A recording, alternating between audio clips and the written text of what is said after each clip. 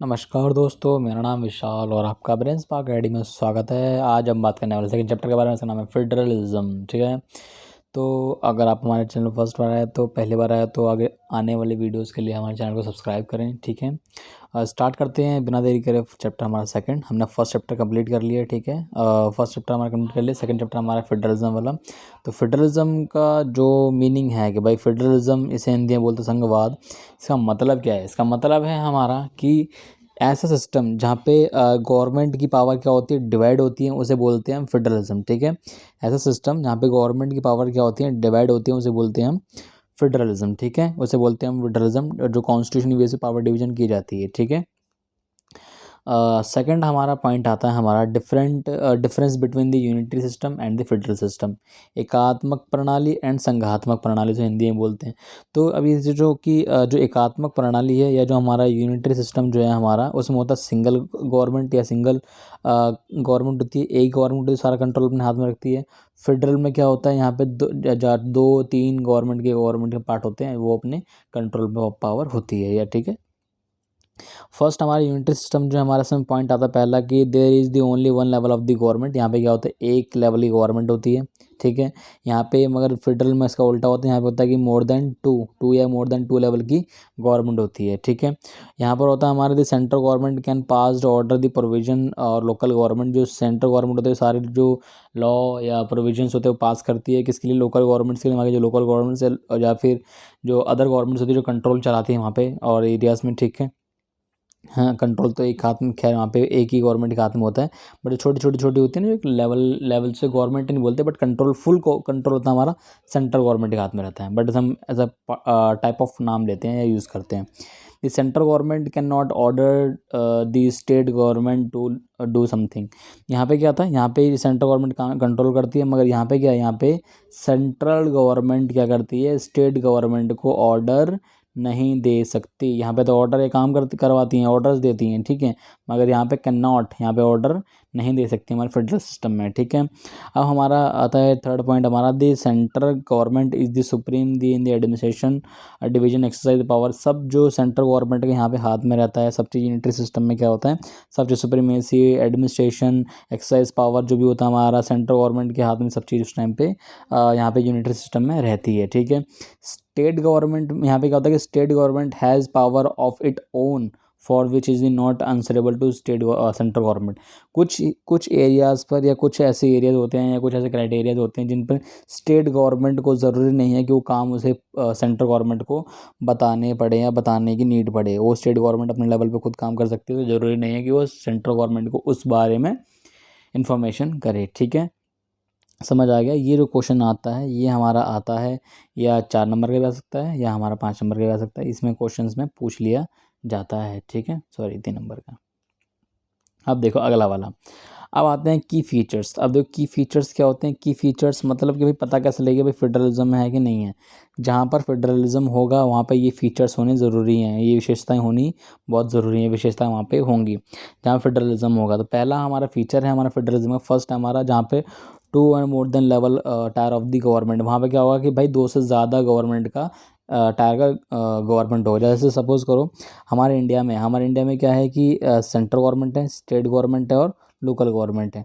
मगर बाहर एरियाज़ में जैसे अमेरिका को ले लो, अमेरिका में एक ही लेवल की गवर्नमेंट है, वहाँ पे प्रेसिडेंट होता है, वहाँ पे पीएम नहीं होता। ठीक है, यहाँ पे आता है the extend the authority of each government in the constitution granted. जो ईच टायर जो गवर्नमेंट होती है, हर टायर की गवर्नमेंट होती है, जो सेंट्रल गवर्नमेंट हो या स्टेट गवर्नमेंट हो या लोकल गवर्नमेंट हो, हर टायर की गवर्नमेंट को कॉन्स्टिट्यूशनल बेस पे क्या दिया जाता है, ग्रांटेड किया जाता है कि भाई आपके पास एक अथॉरिटी होगी जिसको आप यूज़ कर सकेंगे, जिसका आप यूज़ करके आपको आप अपना रूल रेगुलेशन चला सकेंगे। ठीक है, अथॉरिटी होगी हमारे पास। ठीक है, अब इसके अंदर आता है हमारा the fundamental provision constitution can not the unitary.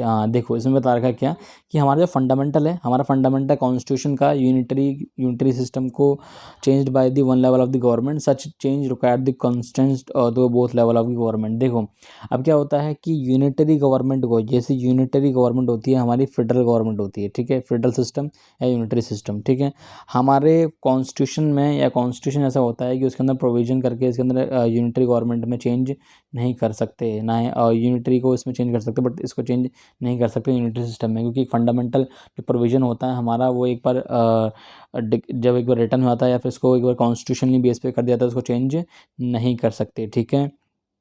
Court have to power to interrupt the constitution and the power of the different level of the government. अब देखो कोर्ट के पास पावर होती है, सपोज करो जैसे हमारी सेंट्रल गवर्नमेंट है, ठीक है, सेंट्रल गवर्नमेंट है और एक हमारी स्टेट गवर्नमेंट है, ठीक है।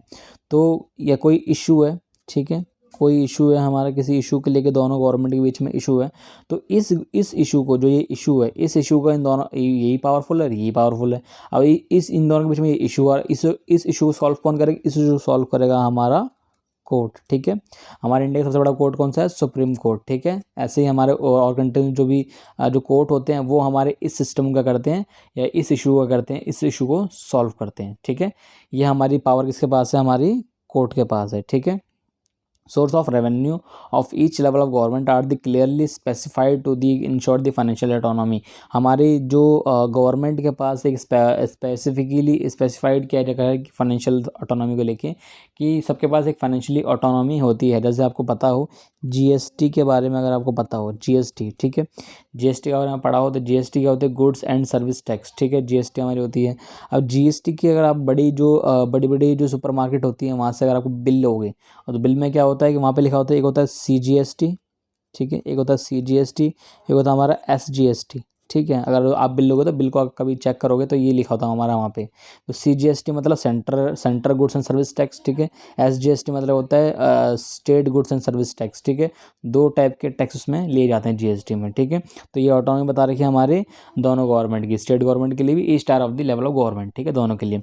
अब ऑब्जेक्टिव क्या है हमारे फेडरल सिस्टम के? फेडरल सिस्टम का ऑब्जेक्टिव क्या है? ऑब्जेक्टिव हमारे फर्स्ट आता है कि जो एक सेफ गार्ड है और हमारे यूनिटी को कंट्री की जो यूनिटी को होता है उसको क्या करता है? प्रमोट करता है। क्या प्रमोट करता है? हमारा फेडरल सिस्टम, ठीक है।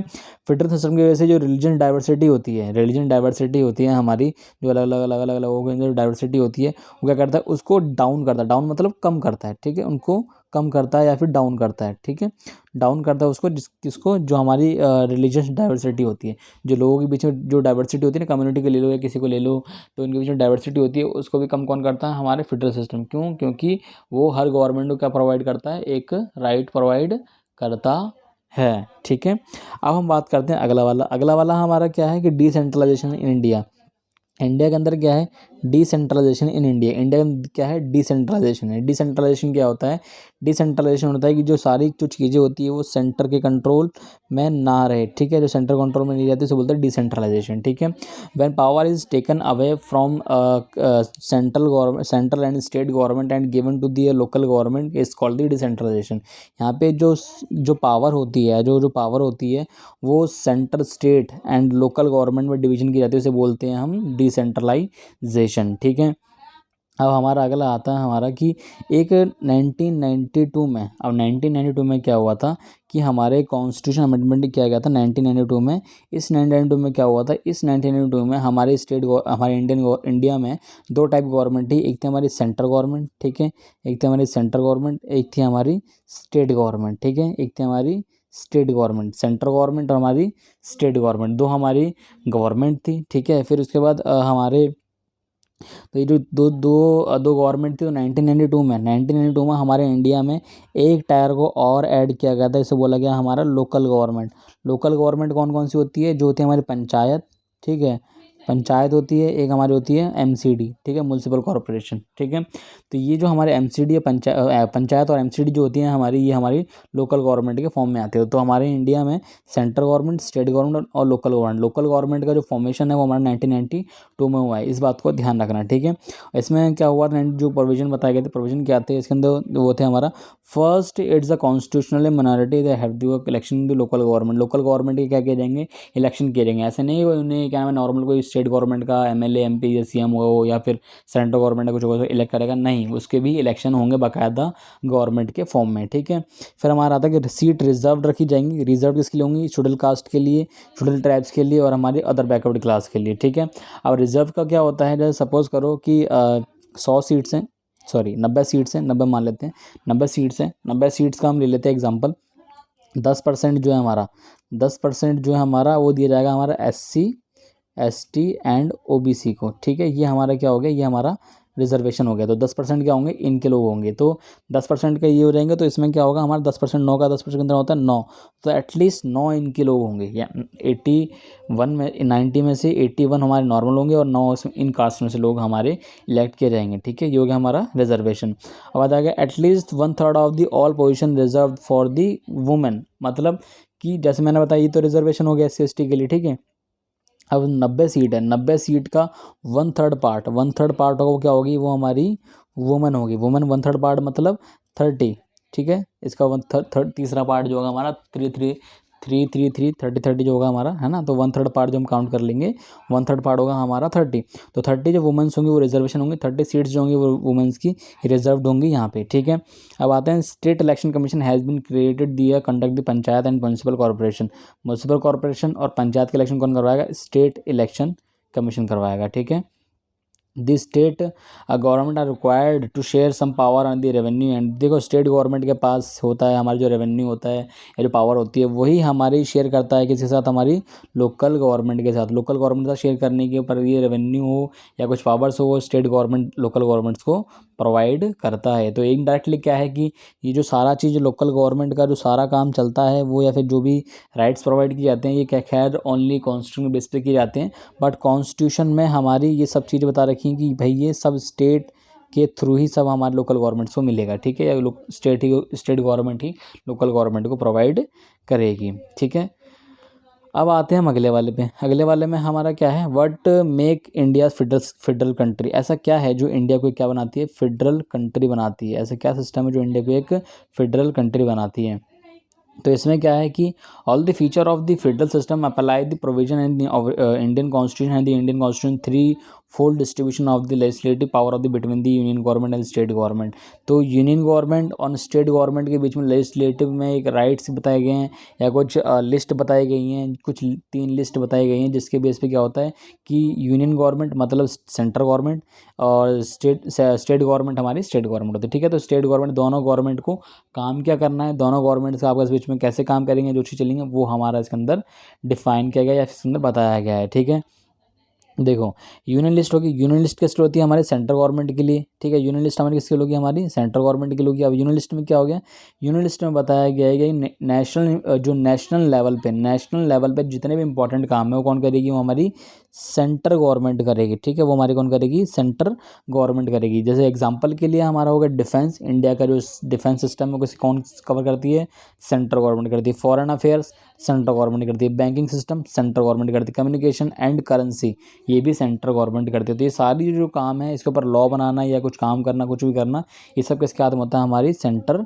गवर्नमेंट के हाथ में होता है या यूनियन गवर्नमेंट के हाथ में होता है। ठीक है, अब आते हैं स्टेट लिस्ट के ऊपर। ऐसे काम जो कौन करती है, स्टेट गवर्नमेंट करती है।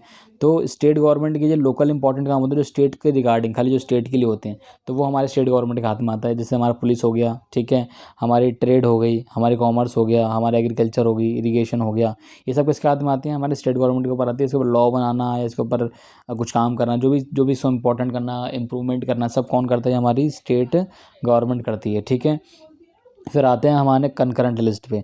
कंकरेंट लिस्ट क्या होती है, कंकरेंट लिस्ट होती है जहाँ पे ये ऐसे सब्जेक्ट होते हैं जहाँ पर हमारी यूनियन गवर्नमेंट भी और हमारी स्टेट गवर्नमेंट भी दोनों यहाँ मिलकर क्या करती हैं, काम करती हैं। उन्हें बोलते हैं हम कंकरेंट लिस्ट। कंकरेंट लिस्ट में दोनों मिलकर काम करती हैं। ठीक है, फर्स्ट जो लिस्ट है हमारा वो है एजुकेशन। फर्स्ट लिस्ट में आता है हमारा एजुकेशन। फॉरेस्ट हो गया हमारा, ट्रेड हो गया हमारा, मैरिज हो गया, अडॉप्शन हो गया, सक्सेशन हो गया। ये हमारे जो कुछ पॉइंट्स हैं या कुछ काम्स हैं जिन पे हमारे जो तीनों गवर्नमेंट्स हो क्या कर सॉरी दोनों गवर्नमेंट्स हो दोनों मिलकर काम करते हैं, इसके ऊपर लॉ बनाती हैं और दोनों गवर्नमेंट्स को इंक्लूड किया जाता है। ठीक है, ये हमारा आ गया कंकरेंट लिस्ट का। ठीक है, आई होप आपको वीडियो समझ में आई होगी। हमारे स्टेट गवर्नमेंट हो गया, स्टेट गवर्नमेंट के लिए, गवर्नमेंट के लिए ये भी इंपॉर्टेंट क्वेश्चन है हमारा, ये भी हमारा इंपॉर्टेंट क्वेश्चन है। ठीक है, ध्यान रखना। एक ये वाला और ऊपर वाला जो हमारा क्या बोलते हैं, ये प्रोविज़न वाला, कि जो एक प्रोविज़न किया गया था 1992 वाला, ये जो क्वेश्चन है ये भी बहुत इंपॉर्टेंट क्वेश्चन है। ठीक है, इसको ध्यान रखना, ये हमारा एक इंपॉर्टेंट क्वेश्चन है। सॉरी मैं स्टार मार रहा था, हाँ ये वाला। ठीक है, ये हमारा इंपॉर्टेंट क्वेश्चन है और इसके तो ये मोस्ट इंपॉर्टेंट क्वेश्चन, बाकी छोटे छोटे क्वेश्चन तो ऊपर से निकल जाएंगे अगर आप इसे रीड करोगे तो, नोट्स पढ़ोगे तो आपको ये सब मिल जाएगा। ठीक है, आई होप आपको वीडियो समझ में आई होगी। अगर आपको चैनल वीडियो समझ में आई होगी तो वीडियो को लाइक करें। ठीक है, वीडियो को लाइक करें, सब्सक्राइब करें। ठीक है, और आने वाली वीडियो को सब्सक्राइब करें और हमारे अपना ध्यान रखें और जय हिंद जय भारत। मिलते हैं नेक्स्ट वीडियो में।